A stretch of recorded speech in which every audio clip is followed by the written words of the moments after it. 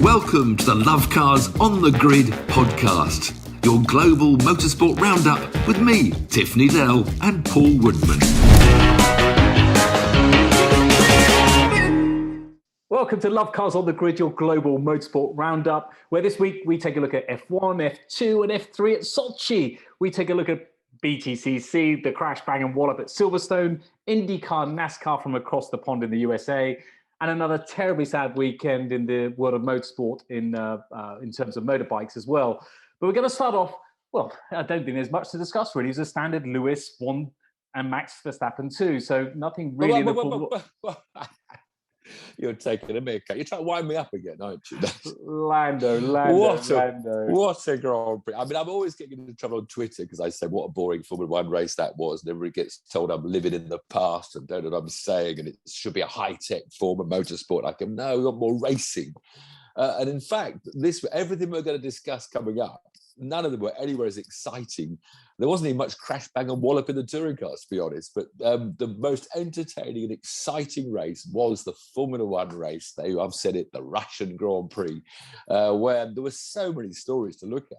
That's such a boring circuit, a circuit that's known for being a really dull, boring bore fest. And it was anything but the drama, starting with qualifying. Oh, George Russell and Lando Norris. Lando sticking on pole position and George Russell with third place as well, all because of Lewis Hamilton getting it wrong. It was about, it's so much for those conditions, where it's drying. You've got to be out at the last lap. I think George was the last person to cross the line, I think, to get his third. So he had the best track. He's got his tyres the warmest.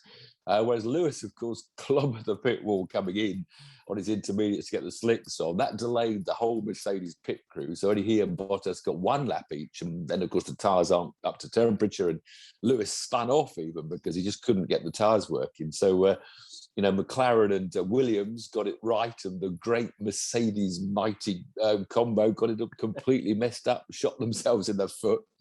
And there's Lando on pole, and with merit. I mean, he would have been, I think, the perfect day would have been 4th, 5th, 6th anyway. Even if the big guns had got their acts together, which, of course, Max wasn't even in the qualifying session. He'd already decided he was going to start at the back with a new engine. So there was so much drama just in qualifying, before we had a day off with the rain and then the Grand Prix itself. Yeah, and then when we come to the Grand Prix. Bad start for Lewis. Max Verstappen, of course, right at the very back. Bottas starting 16th. And again, it was exciting pretty much the whole way throughout. But the main drama came with about 10 minutes to go when the rain came in. And that was proper drama. And usually, I mean, there was so much that went on. There were some brilliant drives, but you can't just help focus on Lando Norris. Well, the poor lad. And afterwards... Well, he took the lead. He did a good move on Sainz to take the lead. Proper overtake, brave one. And then he was out. But the great thing, Lewis looked like he was going to catch. The classic Formula One, they reel in the guy because they're a second a lap faster. Lewis's car is that much quicker. But once they get within that 1.5 second gap, they feel the aero off the car in front. And Lewis was already saying, I can't get near a man. I can't get near a man. But then the drizzle came. Just a one corner, turn 5. And of course, Lando's the first one to come across it. And he slid very wide once, nearly lost the lead a couple of times. He disappeared off the road and came back on again. It reminded me of seeing you in your heyday when you get a lot of Oppo. I've never, ever seen Formula One cars with so much Oppo as when that rain came in. It was just no grip. And then, I actually thought myself, we didn't have the weather. It seems like McLaren's weather advice wasn't as strong as Mercedes. Lando, to be fair, was telling his team, leave me alone. From what he could see, he could survive because the rain wasn't getting any worse. But Mercedes maybe had a better weather forecast person that said, no, Lewis, it is going to piss down in a minute. Get in. Of course, Max had gone in first. I mean, the rain was a huge saving for Max because he got up to 7th. He was in that big queue behind all sorts of Astons and Williamses and who else it was. So Max was pretty much stuck in 7th. His tyres were tired and he couldn't get any further. So he leapt from 7th to eventually finish 2nd, thanks to that rain, which gave him a huge boost points-wise. Yeah, so it's quite interesting how it would have happened, how it would have panned out. So if Lando got the win, if the rain didn't come, Lando held off for the win, Lewis 2nd, and Max finished maybe 6th. That would have been better for Mercedes. Yeah. But as it happened, it was a standard 1-2 for Mercedes. I mean, the way Lando survived, though. The fact he even got back to the pits, when it was flooded. The fact he even got back to the pits, when it was flooded. We saw so many cars just aquaplaning off. And did you hear Lando's voice on his radio when he was going into pits? You could just tell he was absolutely heartbroken. Yeah. He was distraught. Well, his interviews afterwards, with tears in his eyes, he's such a lovable character. I mean, he's going to be a gem for Formula One. With these moody people we've had, Schumacher was a bit moody, Senna was a bit moody, Lewis is a bit moody, I think we're going to have this wonderful... the moodiest of them. Kimmy, if moody... Yeah, he's great moody. No, he's not. He is. He's wonderful. You can't diss Kimmy. He's retiring now. Don't diss Kimmy. But no, the fact Lando survived those very wet laps. Actually, be interesting to know, you just said that, if it stayed dry, Lewis was second and Max was seventh. Would Lewis have swapped that for having his 100th Grand Prix win and a less? Well, I think he would actually. Probably say, well, look, I'd rather have the points than the 100th win. But I disagree. I think he's almost came a little bit desperate with that 100th win. It was a long time coming. Yeah, it had been coming. A very long time coming. But and in terms of strategies, McLaren clearly nailed it, as did Williams. Did a very good job. But it was the Red Bull, synonymous with the sub 2 second pit I was stop. waiting for this. I was just about to wind you up, saying, hold on a minute, you haven't done your pit stop analysis, which of course changed a lot of drivers' races. Perez had a terrible one, Max was slow. So this new rule, I don't actually know what the new rule is. It's something about a light going on to show you've secured a wheel. I haven't read the rule book, to be honest. Can't be bothered. That's your job, pit stop. So why haven't you read? Can you please tell me, Mr. Woodman, what is the difference in the rules that seem to have spoilt Red Bull's advantage? Yeah, we'll get onto that another day. You can't. I expect to know by the next race. I want you to go to the rule book. That's your job. To find out. Okay, Dad. Yeah, very entertaining Grand Prix. Formula 2, of course, Formula 3 support. Before we move on, more Grand Prix comments? I've got a question for you. Who is going? McLaren are clearly finding some form. They're still a little bit behind Red Bull and Mercedes, but next year, of course, it's going to be mouthwater, isn't it? Especially if you're British, you've got Lewis, George, and Lando, all top drivers. But I want to go back to that $1 million question. Lewis and George, who's going to be the top driver next year? It's got to be Lewis, isn't it? There's going to be team orders there somewhere or other. No, whoa. I was thinking, because of what George has been doing recently. If Lewis did win the championship, which I still think he will, contracts or no contracts, seeing George coming, might he actually change his mind? Yeah, because I think he's going to look at this and think, I'm exhausted. This season, will have just drained all his efforts. And he's suddenly go, oh my goodness, now I've got this George flipping Russell bloke. I still think he could do a backward turn. Otherwise, I think, because the first few races, if George out-qualifies him and runs ahead of him, the team have to back George. They have to buy. They always said that to Valtteri, if you're leading the championship, Valtteri, it'll swing the other way. So it's a fascinating story. And of course, we don't know the cars next year. We don't know who's going to come out with the best interpretation of the new rules. We could have a Brawn. Haas could do a Brawn, and come out with a little interpretation of the regulations that puts them at the front. I mean, highly unlikely, but Formula One is coming alive. What with this championship and next year's new car regulations, and the drivers, as we've talked about, coming up to the ranks. It's So let us something know to look forward to. Let us know below who you think is going to tip the podium. Will it be George or Lewis for next year for Mercedes, of course, not Spain overall. And you're right, F2 was there was a bit of action for F2 as well. Dan ticked and back on the top of the podium. On a reverse grid race, although we were saying give Dan some love last week. A lot of reverse comments on Twitter that Dan should never be forgiven for what he did as a young kid, overtaking under yellow flags, endangering marshals. But I think you take your punishment, like any prison sentence. You're supposed to come out, you've done your crime, you've done your punishment. Well, yeah. Anyway, and I'm delighted because every time I dismiss these sprint races, I've hated all these, 2 reverse grids and only 1 real race in Formula 2, Formula 3.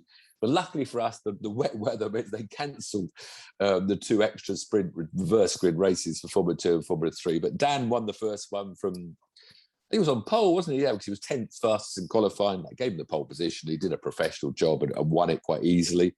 And then he got from 10th on the grid to 5th in the feature race. So he had a good weekend, Dan. He's a brilliant, the other British driver there. Sorry, Tiff. I was just going to say, he is a brilliant talent. He's a brilliant driver. And I agree with you. Look, let bygones be bygones. He served his penalty, so let him get on with it. And clearly he's quite remorseful as well. They're talking about Indycar for him. Carlin, of course, who ran his Formula 2 car, ran an Indycar team, and Trevor Carlin was saying, that could be a place for him to go. I think he said after his race, he was looking at Formula E or IndyCar or DTM. I can't imagine of any Formula E team thinking, let's take on this wild card. No, Dan, you're not a Formula E driver. IndyCar, your talent you could escape and have a great career.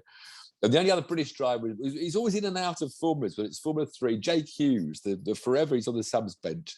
He had a good 4th place in the reverse grid, but then spun out in the main race at 18th. That was our British action, the F2 race. The Australian Oscar Piastri won the main race from pole position, quickest man all weekend. So he's extended he's got quite a healthy championship. Yeah. Yeah. So that's looking like could be another Aussie trying to get into Formula 1, which would be great. So Formula 3, we had a champion crown. It was their last weekend. Dennis Hauger, this Dane, has won the title by finishing. He only finished 2nd in the sprint race, but that was enough. The reverse grid that was won by Logan Sargent, the United American kid. It was looking for Americans to come through. Wow, and then Austin Jack Doohan was on pole position. Had a good win again from pole in the 2nd race. So that was good for him. Other Brits, we only haven't got much Brits in Formula 3, but I tell you who is a rising star. It's Jonathan Hogarth, because he won the McLaren Autosport thing, must be some 2 years ago now, because they missed one last year.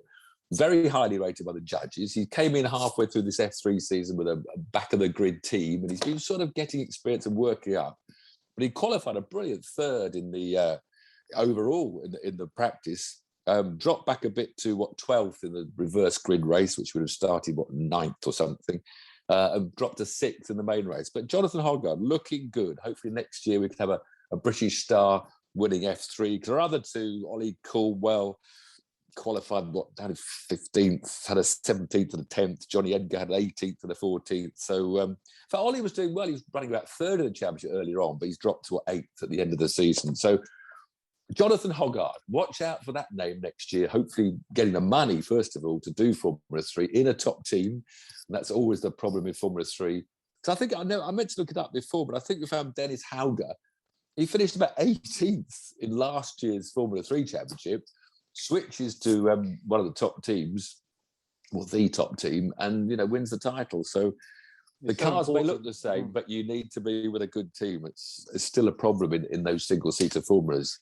But it's just everything, is it? It's just setup and strategy, and it's not just the car; it's the whole environment. It's quite funny, because again on Twitter when I criticise the cars are too scientific in Formula 1, and everyone's it's got to be this is the peak of science, and that's what Formula 1 has to be, and there's no room for any engineers. Where are brilliant engineers going to work? But you still need brilliant engineers with a Formula 3 car. In fact, it's always harder to get those little advantages. So, IndyCar, they all say, it's a spec formula, all the cars the same. Well, no, you still need a very good aerodynamicist and mechanical engineers to get the best out of a much tighter, almost harder sometimes to, get that advantage, but all the cars are the same. Yeah, absolutely. So I like Formula 3. I think it's an exciting formula. So it'd be nice to see some more Brits come through next season and see what they can do.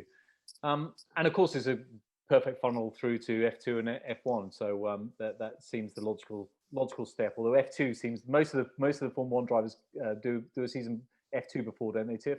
Well, they're trying to channel it now. They've tried to push them more and more into doing that because they've got to get their super license points. So you can't just jump from Formula 3 to Formula 1 anymore. So what you're telling me is I can't just jump from the Caterham Academy to Formula 1.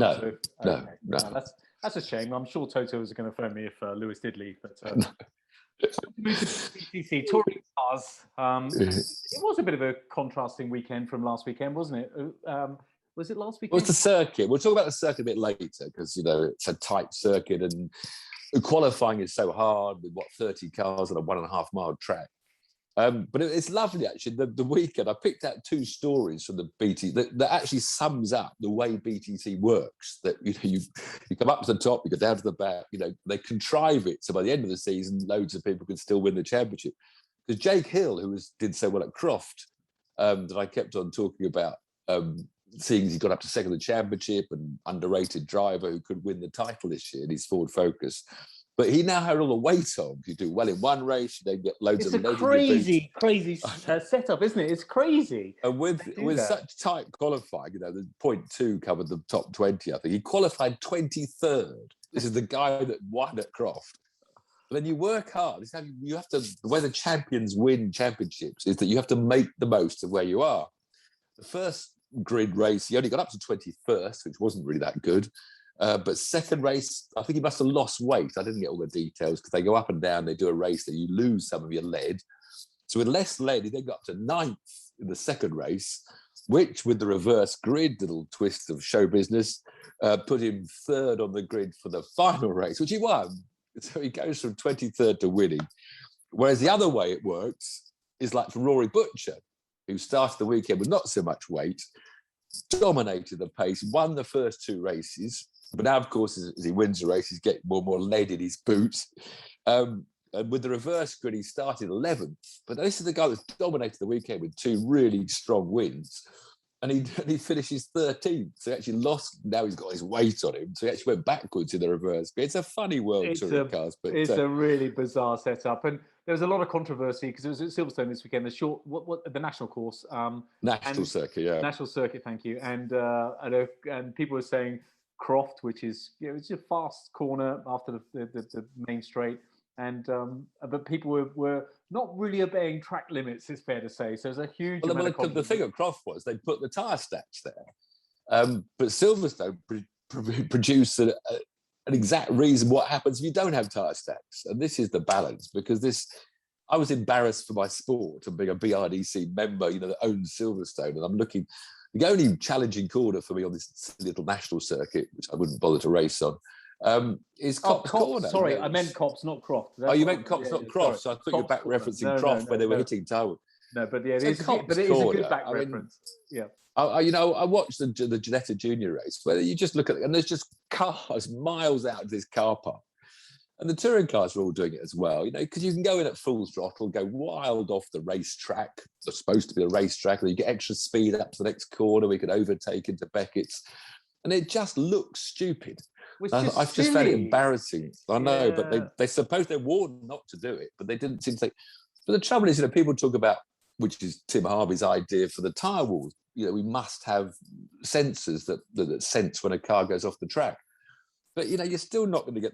People will still run wide simply because they made a mistake, and because it's not a brick wall, they'll push their luck until they go off the track once. And if you start trying to add up 3 second, 6 second, 5 second penalties, you won't see the race winner on the track. You have to wait half an hour after you watch on telly to find out after all the sums have been done who won the race. Yeah, but Tiff, you're a sport man.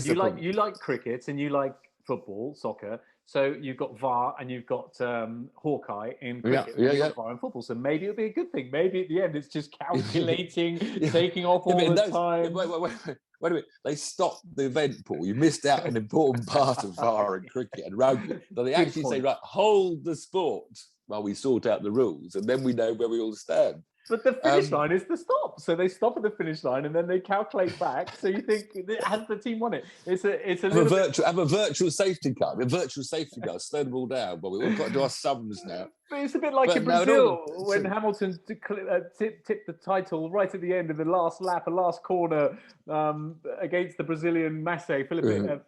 It was like that. One person thought they won, the other person. So that could be exciting. How about that? I think gravel. I think the only answer for Copse is gravel, to be honest, because that's I say with the chicanes you can't really have the gravel because you go straight through it and bring the gravel back out on the track. But I think as a BRDC member, I approve the cost for Silverstone to dig up all that tarmac and put a great big beach of gravel, and maybe bring the fans back a bit closer because you're so far off that you need binoculars to watch from on the outside of Copse. That's the problem watching motorsport. You're so far away. So yeah, it has to be a huge gravel belt. I actually tweeted today another solution. I've got more. Always have more solutions. If you had a sort of little hump, not a huge elephant curb, a nice bright red humped curb on the edge of the curbs they currently have now, because there's so much of a car park, if you went over the hump with all four wheels, which would be easy to see because it's a bit of a hump, I'd then have right on the exit of that huge car park a little S-bend of cones, a bit like Mons or whatever, so they have to brake and slow down before they can rejoin the circuit. See, that's a good idea. That would mean, you wouldn't, you couldn't gain an advantage. So you have to take the emergency road, which is through the cones, which slows you down. So that's your penalty. You have to take that, otherwise you get a 10-second penalty or whatever it may be. Well, I would black flagged immediately if you read it. But they do that in Formula One, don't they? Like at Barcelona, the opening corner, they have that little exit road, don't they, where you can't come straight back on the track. Yeah, like Barcelona, turn one. I still think my idea of putting the police stingers down are probably a better idea. No. And there was one quite big accident, actually. I don't know whether you saw it, that with your mate Jason Plato, as he was leaving, he reversed into another car. He's brilliant at going forward. He's brilliant at going forward, also good at reversing. He was probably in a huffy mood about. He's looking at his hundreds win. He's got his 98, and now he was on pole position after the draw initially, but then who was it? Poor guy got thrown out for the ride height infringement race 2, which promoted Jason's teammate to pole position. So he was second, then he fell back to that 5th. So he's probably in a right grumpy mood. He's not having a good year, Jason, and then he goes and reverses into someone. But like Jason, the great thing about Jason, he always sees an opportunity to make an advantage, because he quickly put his insurance company to sponsor him, saying, I have no problems though with this damage. I have the wonderful, I'm not going to mention their name until they give me free insurance either. Hello, Adrian Flux. I'm here, available, tiff.needell.com. More viewers than Jason Plato, more tweeters.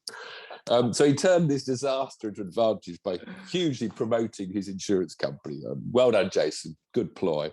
Adrian Flux, the Love Cars on the Grid podcast, sponsored by Adrian Flux Insurance. No, I got in there first. Oi, no, get it. I'm in there first. This is probably too small, because we've got about 100 very loyal, very good. Now, we've got more than that, viewers and listeners. We've got more than that on the podcast as well. But if you want to talk about sponsoring the main Love Cars channel, then go to Tiff Text TV, Tiff Twitter. More Twitters than Jason Plato. Absolutely. So BTCC, any more to add to that, or can we go over to a good week. Obviously, as I said, Rory Butcher dominated. It was just that classic. I like the story that Jake Hill that comes from back to the front at the end of the day, and Rory Butcher that starts front ends up at the back. I only think Tom Ingram had a good weekend. He's up to second in the championship now. Ash Sutton, again, solid top 10 finishes. Sort of, he's still got a very strong championship lead with just 2 rounds left to go. We love Ash Sutton. So, Long Beach, California, IndyCar. I tried to watch it, Tiff. I did try and watch it, but it was like they were driving around a Tesco's car park. It was so look. Cars. The cars around that track look spectacular. That section after turn 1 by the fountain, where they go, look, I just spoke to myself. You remember Singapore, Formula One? They had the wall, and they had these stupid curbs sort of 5 feet from the wall.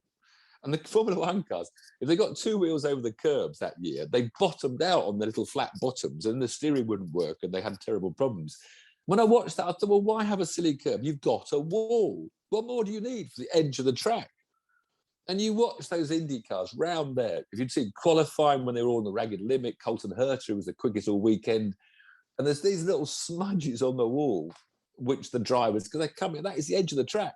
You've got track limits. There is nothing better than a concrete wall. Yeah. And they're all on oversteer. It's visible oversteer, the onboards, not like Formula One where they're the one lock on. So qualifying was amazing. We watched it. Herter, who was the quickest in all the testing, banged the wall, broke his toe link, ended up qualifying 14th on the grid. But loads of just grazing the wall moments, which to me, watching as just on board of a qualifying lap is spectacular. The race, I know the racing. I didn't watch the qualifying. And this is the trouble with you. You part-time enthusiast fans. Fair you weather just pick one race. Yeah, fair weather. I'm not watching anymore. And the race wasn't that exciting, mainly because Pato O'Ward, the only guy that really had a chance of taking Alex Palou's championship lead, was bombed by who took him out?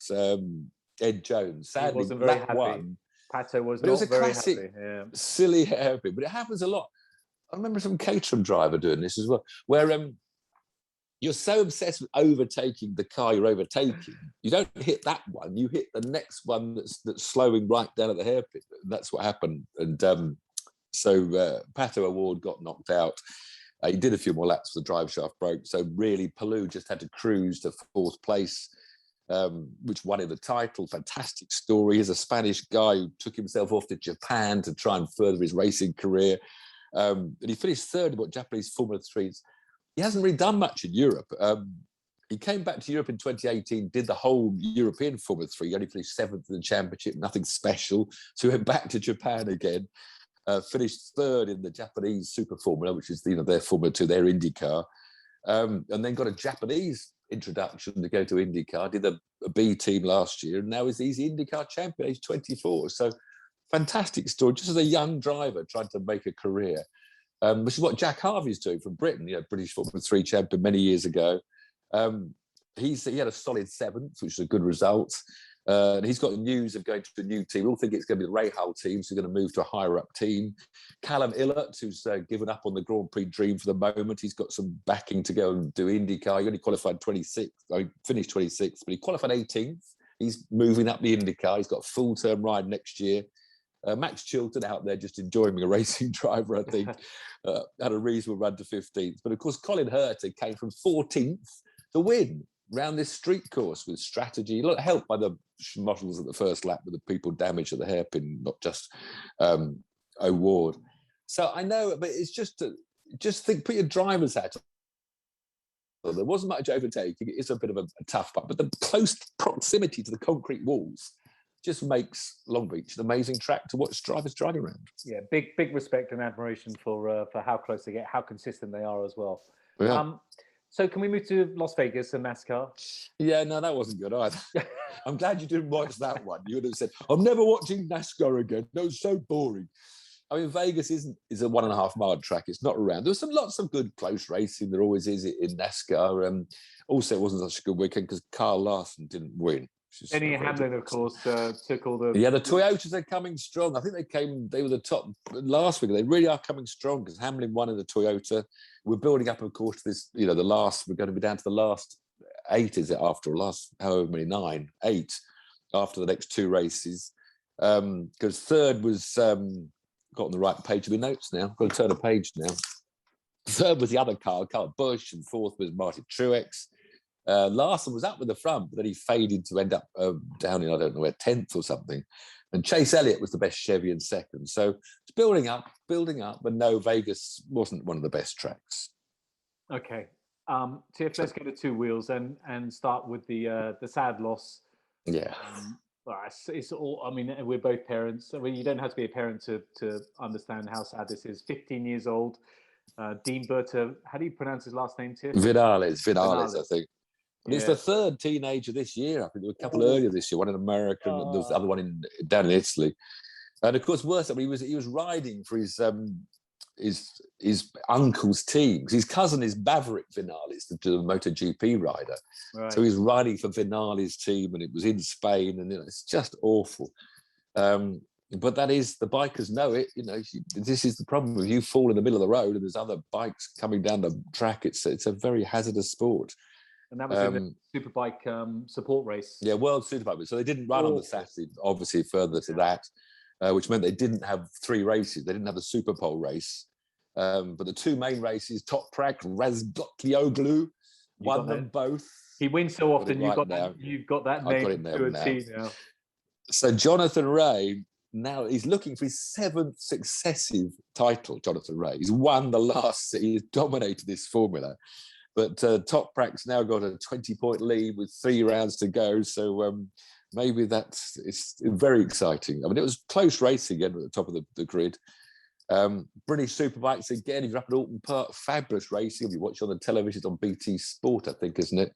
It's great racing because you see this human being, with shoulder to shoulder, and it's amazing stuff to watch. I saw your tweet Susie Perry because, of course, in other sports, Southampton, the Saints. You didn't have to, no, this is a motor. I'm sorry. This is a motorsport podcast. Your tweet didn't age very well, did it? Because you're already claiming the 3 points and winding Susie Perry up. Anyway, no. With the lovely Susie Perry. What's Alton Park like? Is it better on 2 wheels or 4 wheels? Oh, I think the bikes round there I think both cars and bike love going to Alton Park. It's such a challenging circuit, ups and downs and hollows, but Jason O'Halloran, the Aussie that's been winning the title, he's been ran away with the main championship, but now they've switched the NASCAR system in Superbikes the last 3 or 4 or 5 years, I think, where the points get reset. You get some bonus points for a number of races you won early on, and it becomes a sort of 6-round 8 riders that have qualified shootout. Now, O'Halloran lost it in the lead in the first race, high-sided himself out of Knickerbrook, which was a bit scary.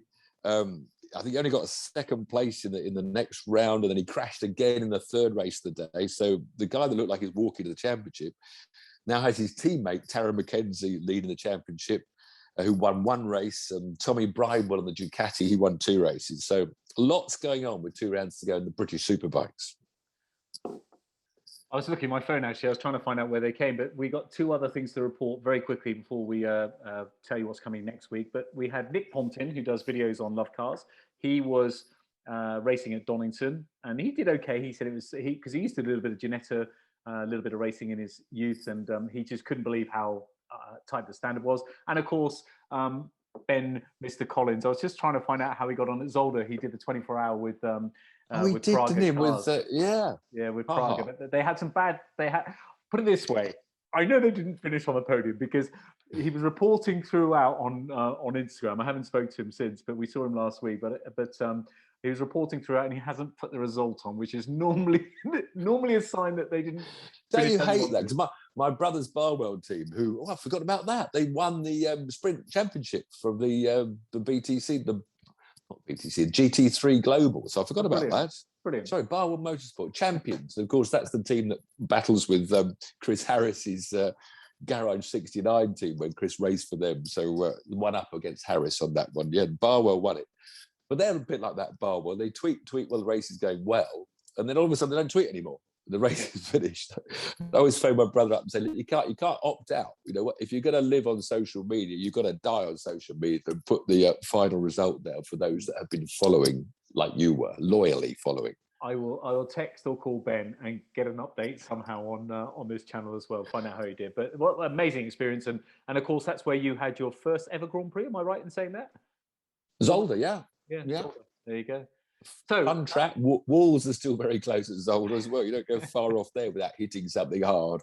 And if you haven't seen the Praga, look it up. Have a look at that, because that's a mean-looking car. That's a great looking car. I think they'll cater. They've got a one-make championship next year. So it's like it could be a Caterham. Go from Caterham one-make to Praga one-make to GT3s or something. So they've got a good one-make series coming next year. Great-looking little cars, and Ben says they're wonderful to drive. Yeah. But then he's employed to develop the cars. No, he's not employed to develop cars with them. He just enjoys driving them.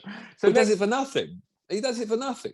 I'm not here at liberty to disclose any financial contracts Ben may have.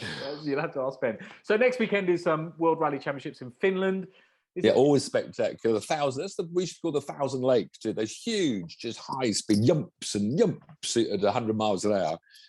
So that'll be spectacular to watch, and hopefully we're going to a closer competition. You say that, then next week you'll say, "Oh, that was boring, wasn't it?" Well, it might be if someone gets an early lead, and MotoGP's in the USA, World Superbikes in the Algarve. They seem to spend a lot of time around Spain and Portugal. British Superbikes up in Donington. We just mentioned Donington, and it's Talladega Nights. Talladega Nights. This is the craziest. Shake and bake. Where's this big global E-series going? What's that called? Where they take these Jamie Chadwick and all those guys are going all over the world. What's that formula? I don't know when. Well, according to my clipboard, what's it called? Which I put all of the Extreme E. Extreme E. Thank you very much, Tim. And according to my global board here, Must be due to come up soon. October the 24th. They're going to they're going to Sardinia or somewhere, which is a real extreme place. Sardinia. For that's their final one. Yeah, October the 24th. Good stuff. Okay, well, thanks for joining. Yeah, so rallying, lots of bikes. Yeah, Talladega. I mean, if you want to watch a big 200-mile-an-hour crash, then sit through. It's just there's a pack of 40 cars going around at 200 miles an hour, 3 wide, 4 wide, go close, go low. I can't watch that and not think about. And who wins it? You won't know who's going to win in that race until the last inch, because they go across the finishing line, pushing each other backwards, upside down, however they want to finish Talladega, baby. It's a spectacular. It's a long night. There are boring bits for those lightweight viewers that say, "Oh, I'll go switch off now. Bored with this after about 5 laps." Watch it till the end. Okay. Go Sky. It's not on Sky. Well, yeah, use your Sky. It's on. What's it on? Not on BT. It's on the other one. Premiere. Okay. Premiere. And then so times 30 when it's a bit boring, if you're a bit bored, and then build up to or just watch the last 1 hour of it. Okay. On that note, shake and bake. See you next week. Cheers. Cheers.